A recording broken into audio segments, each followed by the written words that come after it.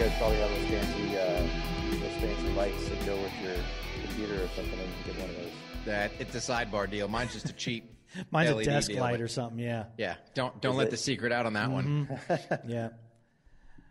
All right, everybody. Welcome to another episode of On the Rage podcast, brought to you by War HOGG Tactical and Kelley Defense. I'm with my co-host Rick Hogg. How's it going, buddy? Good, Mark. How you doing, pal? Doing well, my friend. Hey, guys, check us out on Instagram at On the Range Podcast, as well as War HOGG Tactical for Rick and Kelley Defense for myself. Hey, don't forget to hit those like buttons, smash those follow, subscribe buttons. So today's a special day, Rick. We got a guest. Why don't you bring us in on that? Yeah, buddy. So we've got Paul Cunningham from Notch Gear. Yeah, man. You know, to all the devil dogs out there, roof, or whatever you guys do, Paul. So I had to put a little chop in there, brother. You know, just that sister service rivalry. But no, guys. I mean, really. So with Paul, he's got Notch Gear. He's the owner there. And then if you look behind, a lot of guys, and again, the listeners aren't going to see, but the guys on YouTube will see it. If you notice right over his shoulder, there it is, buddy. I know what that patent mark looks like. So hey. Oh yeah. Super job. So, hey, why don't you go ahead and just give us a quick intro on you, Notch, and we'll get this thing kicked off, buddy. Sure. What do we have? We got 2 hours, right? Yeah, whatever we want. Whatever time you need, brother. It's our show. I'm just kidding. No, so we, by the way, thanks for having me on. You guys have great taste in headwear, I have to say. I am man. A little biased. Oh, yeah. Roger that. Appreciate you representing, for sure. Yeah, buddy. Yeah, so we have a utility patent for that notch in the bill of the hat. And it's not a problem for everybody, but a lot of people who like to wear a curved brim hat and sunglasses together will experience that interference, and Rick's going to demonstrate for us. Yeah, man. They'll experience that interference between the hat and sunglasses. Not so much of a problem for the flat bill guys and gals, but you know, there are a lot of people that I couldn't pull off a flat bill if I wanted to. Nobody does a flat bill, Paul. I mean, let's be real. Real people have a curve to their hats. That's true. It's true. Let's just get that out there. There you go. So yeah, we launched about 7 years ago. Not really knowing what we were doing, just knowing that we had something that I figured I'm a pretty normal guy. It works for me, and so we ended up launching the product. And before we had the patent filed, it just was patent pending, and launched with 5 styles, I believe, in 2013. None of which were any operator styles. It just sort of more like maybe golf centric styles, and right away started getting a lot of requests for an operator. So we introduced our first one, which was just a plain tan operator, and we sold the tar out of it. So we started adding more lines and brought on ATACs a couple of years ago, and I'm wearing one that we did in cooperation with Wiley X, which we're really proud of. And so, yeah, it's just grown from there. I think now we've got 24 operator styles on the site. Wow. Nice. We sell to lots of different people, but our core customer is active duty military, veteran, law enforcement, competitive shooter is really the lion's share of our market. But, you know, we got little league teams and 65-year-old grandmas wearing them too, and everybody in between. So, yeah, that's awesome. Yeah, thanks. Now, how long have you been in business? And obviously, did you start the business just for the notch design, or was it something that evolved after you had a line of ordinary hats out there? Because I know you did a stint in the Marine Corps and you went to college after that. But you know, was it the notch that drove the whole company? It was, yeah. So I've also sold real estate for the last 20 years after I got my degree and got out of the Marine Corps in '92. Went to school, got my degree, and ended up getting into real estate. And then I've always wanted to patent something, always wanted to bring a product to market. And in my naivete, I thought, you know, it should be pretty simple. Mm-hmm. And in retrospect, one of those things where if you knew everything that it was going to take, you're not quite sure that you would have started it. But I'm really glad that we did, because it's getting traction and taking off. But I had the idea watching golf and saw a golfer with his hat kicked back because it was hitting his glasses, and jumped off the couch and got a hat and a pair of scissors and made my first prototype. And I was like, holy cow, that works. And we thought for sure there'd have to be something out there like it. Right. But there wasn't. And so we've only at this point manufactured hats with notches. We've got some people on the team that want us to enter the market, and because we can get, I think at this point with a lot of people knowing about us, we can get some market share with the traditional hat as well, and that's probably on the radar at some point soon. But for now, it's people come to us for that function of that added benefit of having those notches for their sunglasses or eyeglasses for that matter. Mm-hmm. So, Paul, I'm going to hit you up, brother. So since you brought up the whole patent issue, I'm happen to be going through that lovely, whether you want to call it adventure debacle, whatever word you want to use, it's an interesting process because, yes, I've got some stuff submitted to USPTO. We got, kickback first office action after, I think, a year and a half or whatever. But what would you share? Because I can't say anything because I don't have my patent yet. What could you share for the guys out there, whether they're just a regular civilian listening or for the mill guys, just any experience that you had along the patent process or maybe things you would have changed? Because you brought up, would you have done it or would not have? So just kind of your perspective. Yeah, great question. The first and most obvious is don't call an Invent Help or something like it resource, the George Foreman that you see on that you used to see the ads for on TV. Don't touch those with a 10-foot pole. Find yourself a reputable, established patent attorney who has a track record for success. Our process was, the thing I appreciated about the attorney from the very beginning is that he said he was really good at setting expectations, and he said things like, "You're probably not going to make any money from this. You may not even get the patent. There's a chance, it's worth a shot, but I just want you to know up front, most patents don't ever make any money." And so I appreciated him setting realistic expectations right off the bat, because I went into it thinking, I'm going to have $1 million in a year. And so find a reputable patent attorney. But also the other thing I would say is make sure you're hands-on in the process and you're very involved. I think the perception for a lot of people is that, okay, he or she is the attorney. I'm going to let them take care of all the details, and that's their wheelhouse, and I'm really just going to turn it over to them. And to some extent, that's true. But nobody knows your product or your invention or your IP better than you, and has a better understanding of, best use and how it's intended, and maybe applications. So your input is invaluable, and make sure they ask you lots of questions and offer as much information as you can. Because we ended up having a situation where we were rejected 4 times. It took us almost 5 years to get the utility patent to issue. And so Paul, not to cut you off. So when you say rejected, was that just office actions from USPTO? And when I say USPTO, guys, that's just U.S. Patent and Trademark Office. Yep. Yeah, that's from USPTO, and we were having really conflict with one specific patent where they had taken part of the material out here to make room for the arms of the glasses. Gotcha. And in the examiner's view, that was it was conflicting with what our claim was, because we were both of them had to deal with creating space for eyewear, essentially. And I was kind of hands-on, but the attorney, as it turns out, the original guy we started out with was an old salty guy, had clients like Motorola, really great guy.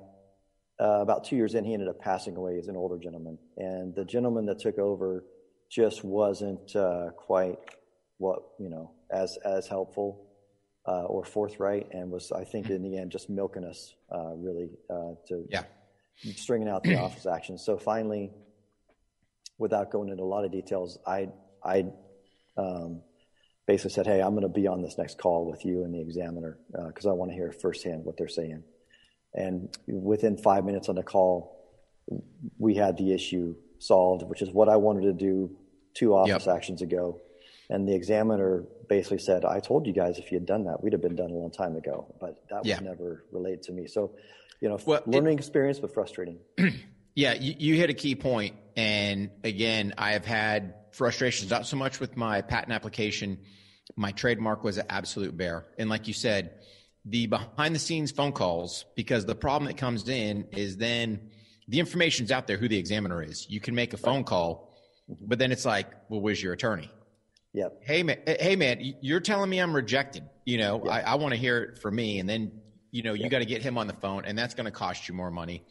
Right. And like you said, I think the difference, and I'm not trying to smash these guys, but it's just from a user standpoint, like you're saying, if you think about, and again, I hate to use the ambulance chaser lawyer, but I will. He wants to win because he makes money. Right. He wants to get in there, get done, boom. If a, patent and trademark attorney, if you get your stuff knocked out, all right, now he's got to find another customer. And I'm not trying to badmouth these guys, but it's just, I understand exactly what you're saying. You can be very, very jaded, or you got to sit there and do your own research, which I'm paying you for a service. Right. You should be asking or, telling me, and I shouldn't have to be asking you all the questions. So, and invariably some stuff can get lost in translation. So it's just when you can hear it from the horse's mouth, it's just, man, it made a world. And so within months of that call, we had the patent issued and it was done. So, so totally worth it and a great learning experience. Just now knowing what I know now, I may have handled it slightly differently.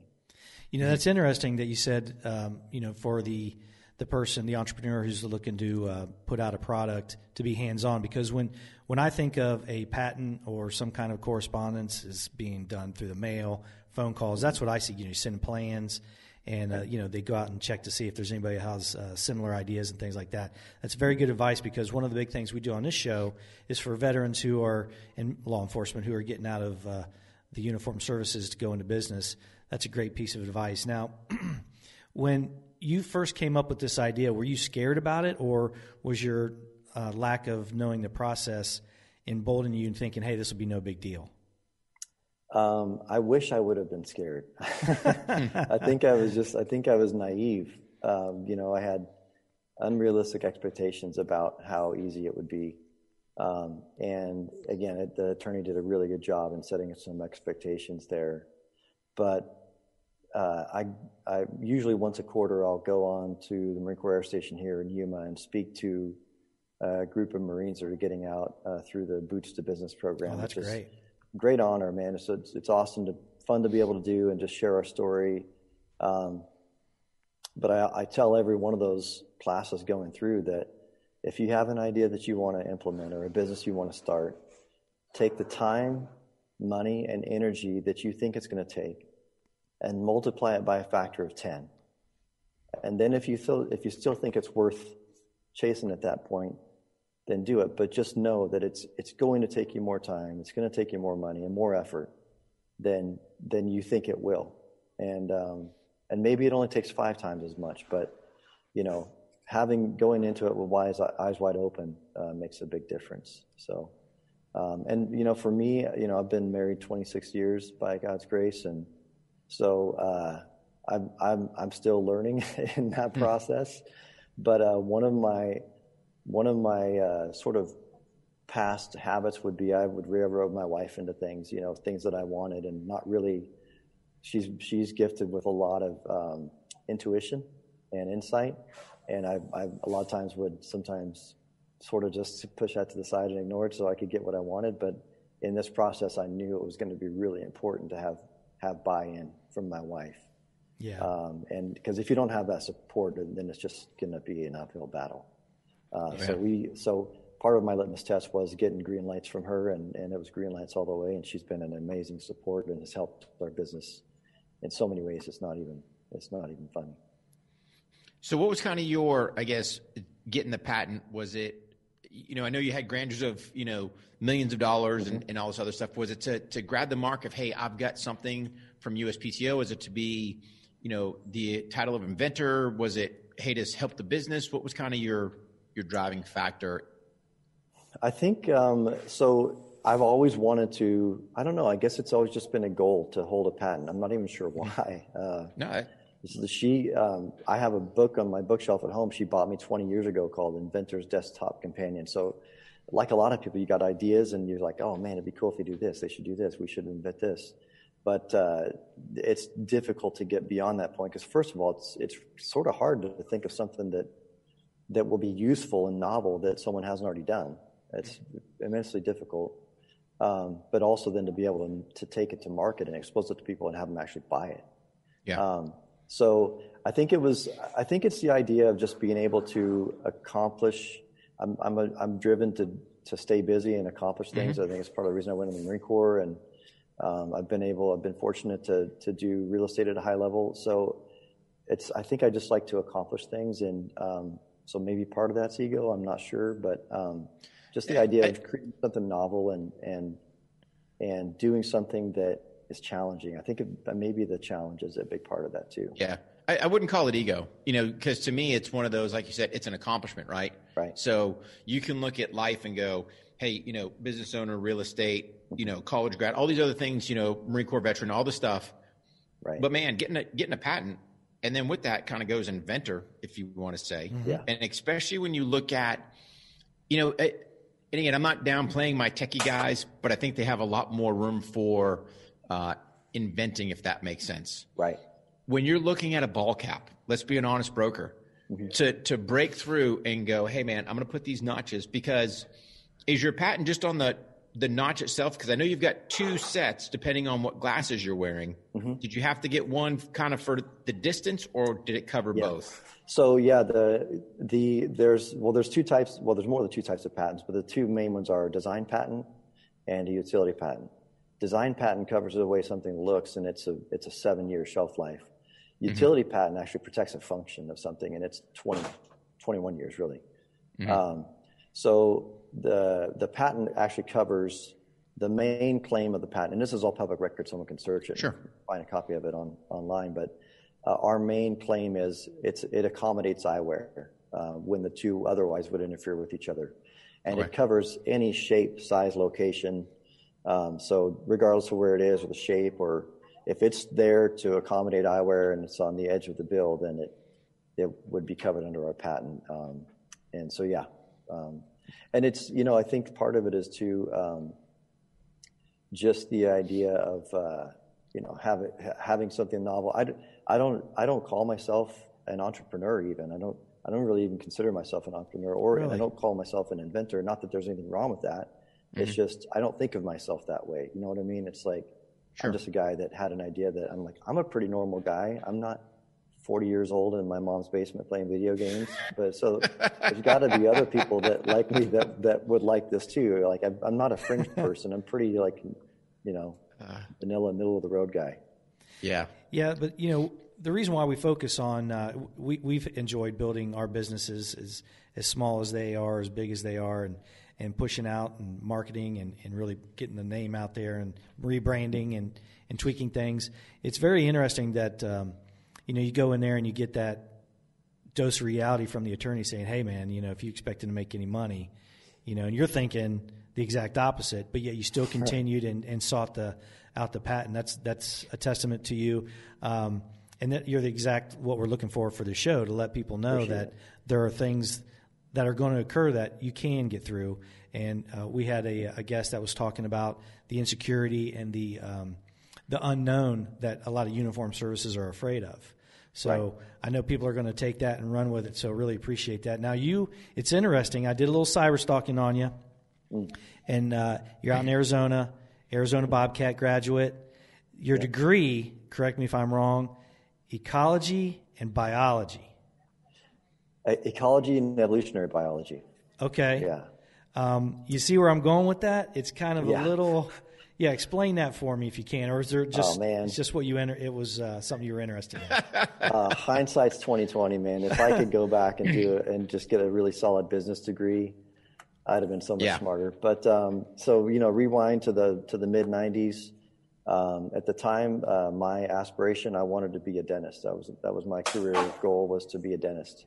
And I took my first I was like an average high school student, A's and B's, but not, I wasn't on a roll or anything necessarily, but took my first science class with my wife in college when we were just friends and dating, anatomy and physiology, and I just fell in love with the sciences.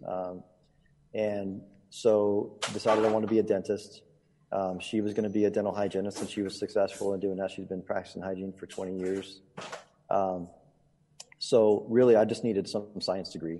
And I was going to go the molecular and cellular biology route, but with the time frame that I started and when I was hopefully going to start dental school, I just couldn't finish it in time.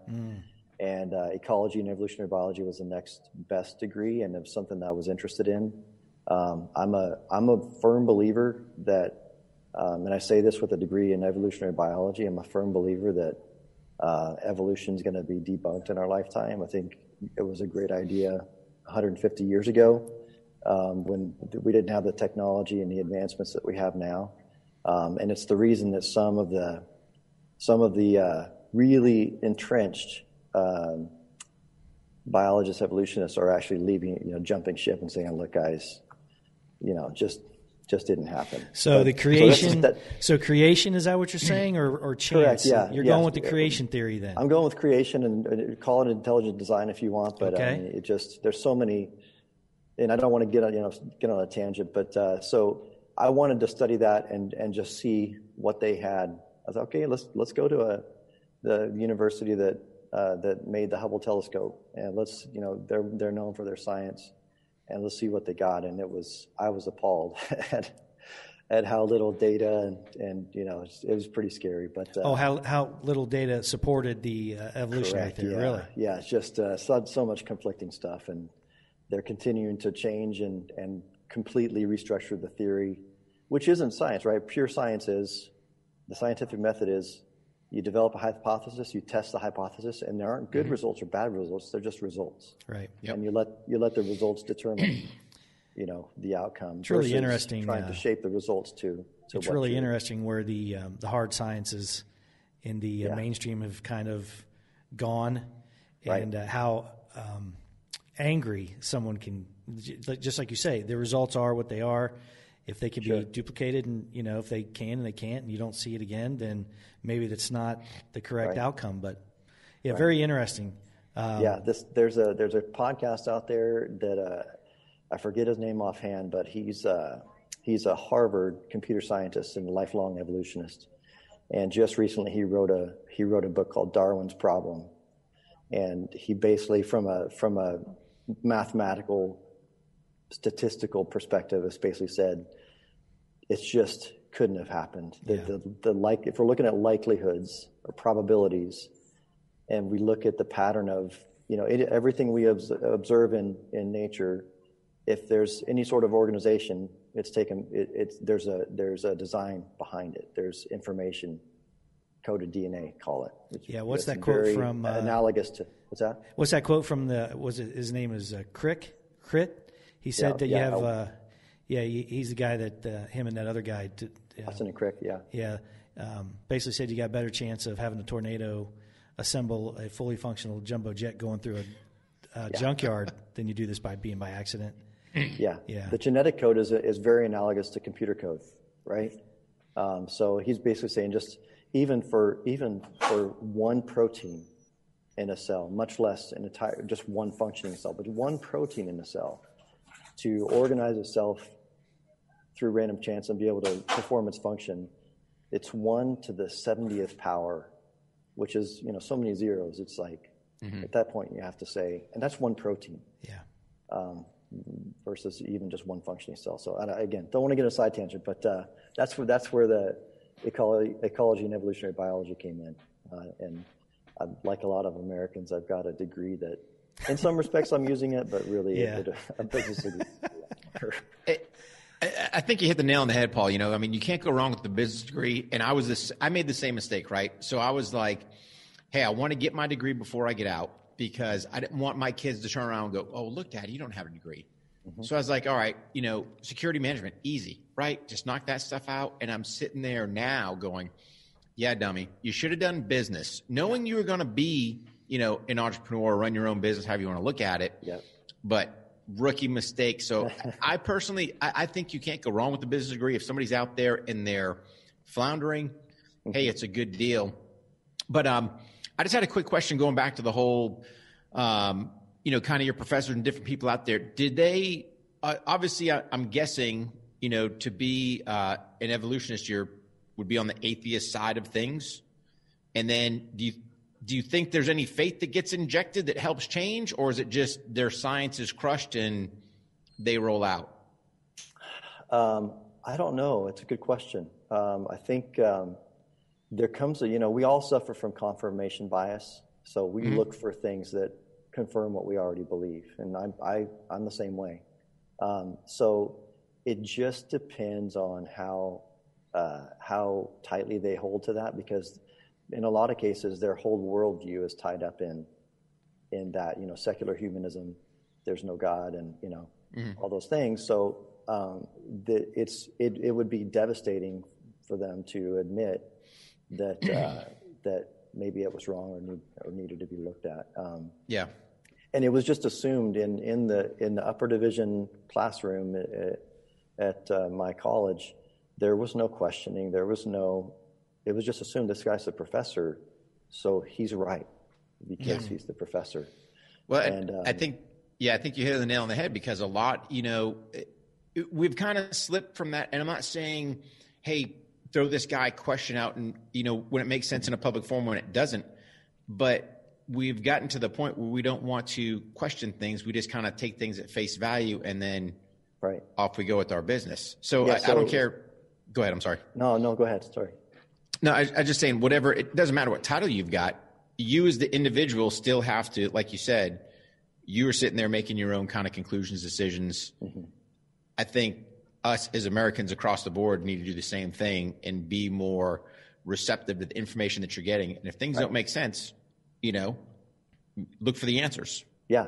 So a good example, real quickly, in one of the lectures, one of the professors was talking about this anaerobic bacteria that they had just discovered. That was a new species of anaerobic bacteria, and it was, obviously using it as part of their substantiation for evolution. And he said, they found it 35,000 miles under the surface of the Earth. And everybody's like, wow, that's so amazing. I'm thinking, 35,000 miles. First of all, where do you get a 35,000 mile long drill? Secondly, the circumference of the Earth is 27,000 miles. So if you have a 35,000 mile drill, you're 8,000 miles into space, into the atmosphere, or into space, really. So I raised my hand and I asked him, I'm like, are you sure it was 35,000 miles? He's like, yeah, it's 35,000 miles. And I went home and I did my own research. I'm like, there's no way. But to his credit, he came back the next day and he said, I'm sorry, I misspoke. It was 3,500 miles. I'm like, okay, that's a lot more reasonable. I can buy that. But the culture is, whatever you do, don't question, because you're going to get, you'll get. I mean, see, that was the late 90s. It wasn't even as bad then. But now, man, heaven forbid you ask a question like that. Oh, yeah. But you know what? I know you're a businessman and, selling real estate, and you're an inventor. Maybe had you not gone down that path, you may not have looked at that bill of that hat and analyzed it the way you did. And you know what I mean? So it's really weird how things work out, but you're definitely a very interesting person. What else you got going? You got anything that you're able to talk about that it's going to come out as far as inventions? Man, I have literally 6 other ideas, but it's the time and resources. So we do have some other sort of iterations of the hat that we plan on coming out with in the future that are also covered by the patent. And I don't want to talk about them just yet, just because we don't know how. We don't want to give out any trade secrets. No. Exactly. Yeah. But we are also, one of the things about the company that we like, we don't talk a lot about, but we're really proud of, is from the very beginning, every hat that we sold has helped feed kids in need. Oh, good for you, buddy. Thanks. Yeah. That's awesome. We got a lot of inspiration from brands like Tom Shoes. I don't know if you're familiar with Tom Shoes, where they did 1 for 1. Yep. And so to date, we've provided a little over 500,000 meals to kids in need. That is awesome. That is kind of exciting. Buddy. It's one of those things that helps give you a little extra fuel when you do get discouraged and you do make mistakes and things aren't going exactly the way you want to. It's like, it's fun to have that invention and it's even more fun to read reviews from customers that are like, where has this been all my life? And that's fun, but it's those won't necessarily, I think, keep me going during tough times as much as the thought that, what we're doing is also helping make a difference. That's unbelievable. Positively impacting someone's life. So, sorry, Paul, I was just going to ask, do you know the numbers that like 3 out of 5 kids go to bed hungry every night? Is it, do you know? Yes. No, I don't know the numbers. And to be candid, most of our aid goes overseas. Okay. Because the one thing that I was convinced of is it's like triage, right? You treat the worst problem first. Mm-hmm. And so no doubt there's need and there's hunger in the U.S. and it's important and we should do that too. And some of our resources do help that.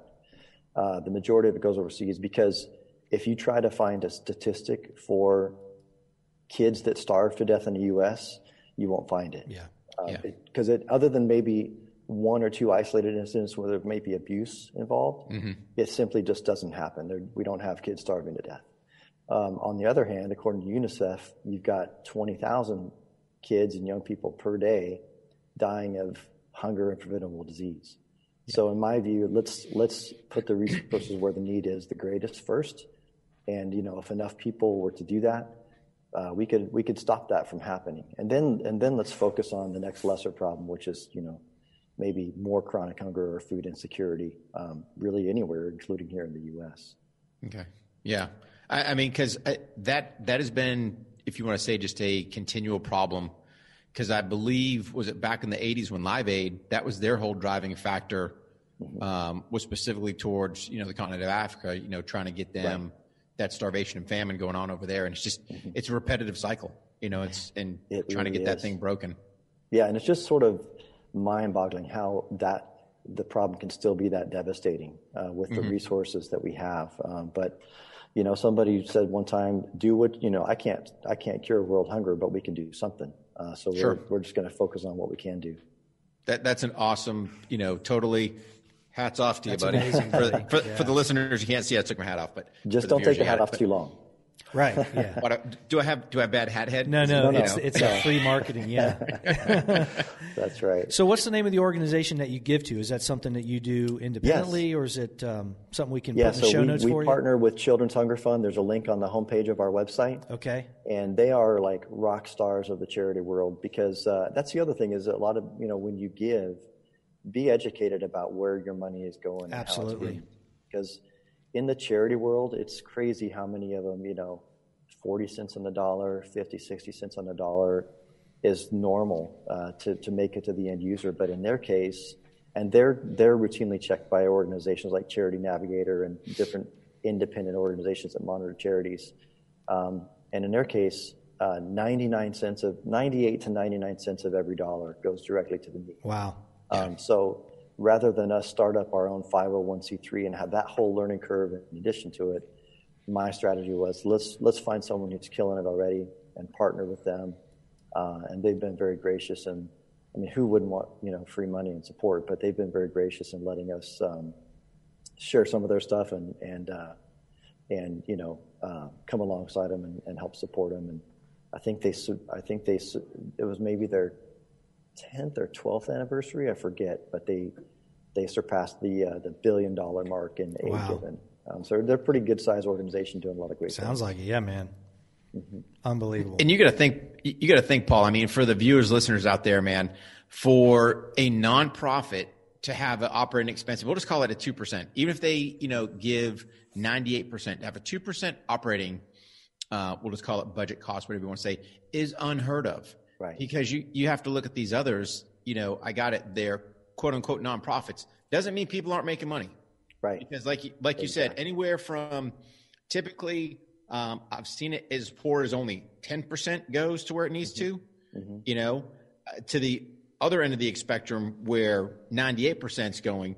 And yes, they give 10% of the aid, some of these other organizations.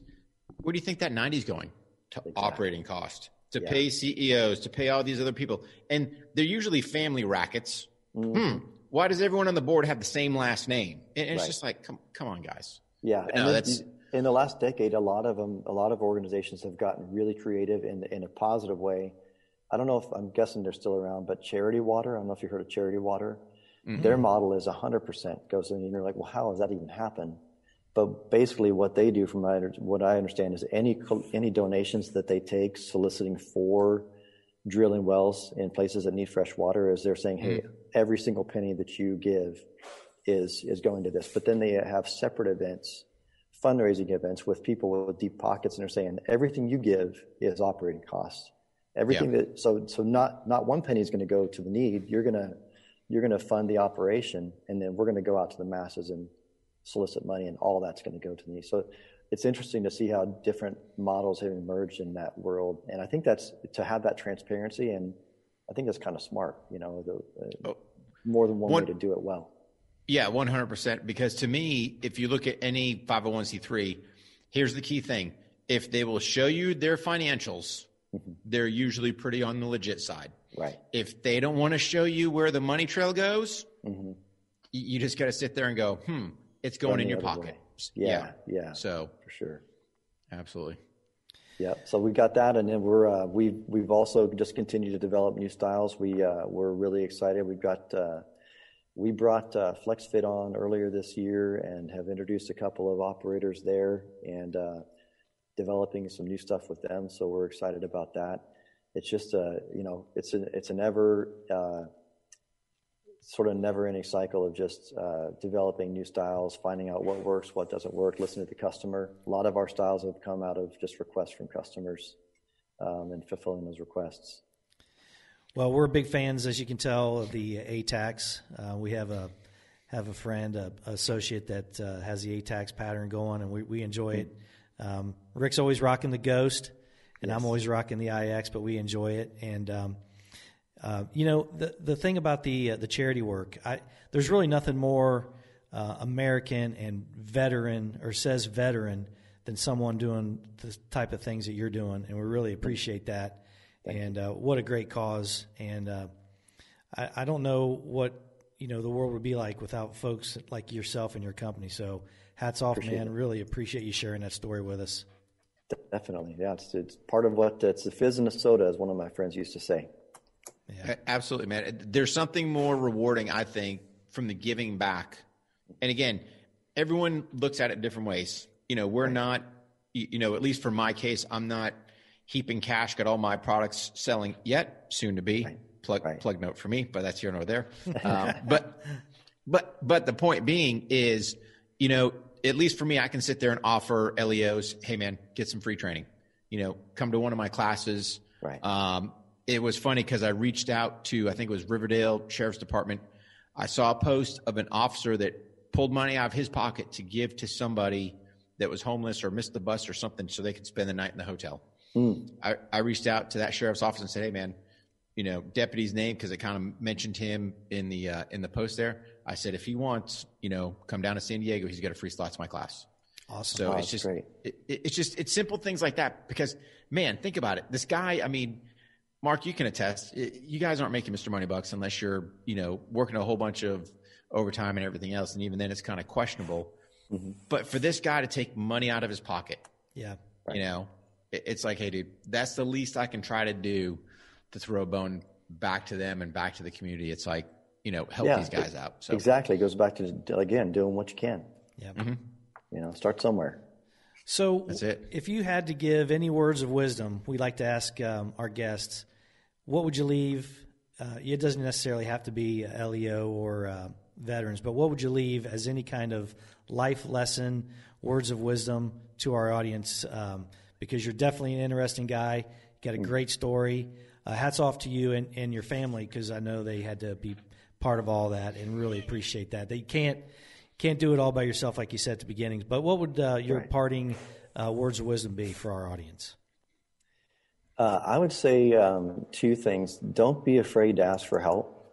I was fortunate to have a couple of guys that I honestly just cold called. They were doing similar stuff to what I wanted to do in terms of tying a giving to the business, and I wanted some input and advice on how to structure that, and just cold called some guys from the company, and they were really awesome, man, just normal guys, and wanted to help. And so number one, don't be afraid to ask for help. Don't be afraid to ask for some mentorship, but then also be willing to offer that help with no strings attached.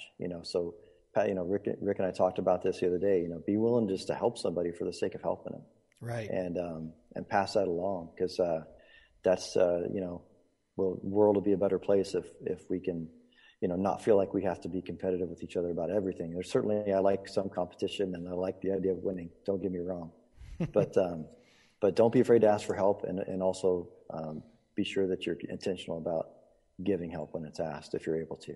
Good stuff, man. Hey, Yeah, you know how you tell who's the Marine in the room? you know how you find out? I'm afraid to know the answer. Nah, just wait a minute. They'll let you know. There you go. Yeah. Oh man, love those guys, man. You talk about some esprit de corps and enthusiasm. Love it. Yes. Love it. Yeah. We got to have that inter-service rivalry. It helps keep us on our toes.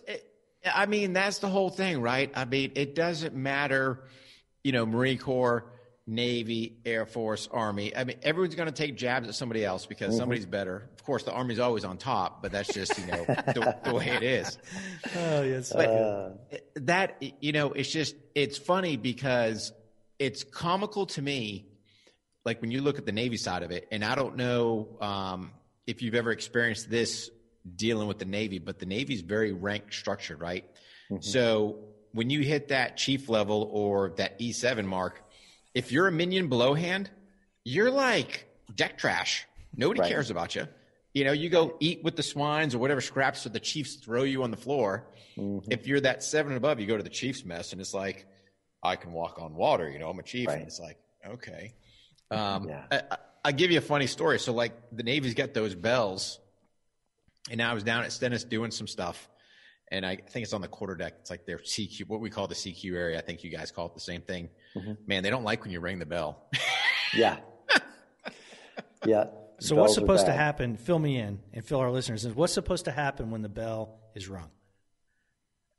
Well, from what I understand, and Paul, correct me if I'm wrong, but the ringing of the bells means certain things. Okay. So everyone kind of parallels the bell ringing to those quitting SEAL training. Mm-hmm, mm-hmm. To me, I just wanted to go ring the bell because they'd ring the bell and make some announcement about the commander or something. And I said, well, hey, the guy from 7th Group's here. I want to ring the bell.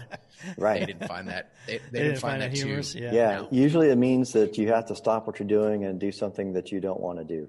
Oh. So that can vary a lot from day to day. Yeah. So, yeah, bells are usually bad. Oh man. That's why they were none too happy with me. But hey, I got humor out of it. I enjoyed it. Right. Like, we have a bell in our gym. I've been doing CrossFit for the last 5 years, and when you PR, then you hit the bell. So in that case, it's a good thing. But nice. Yeah, we have.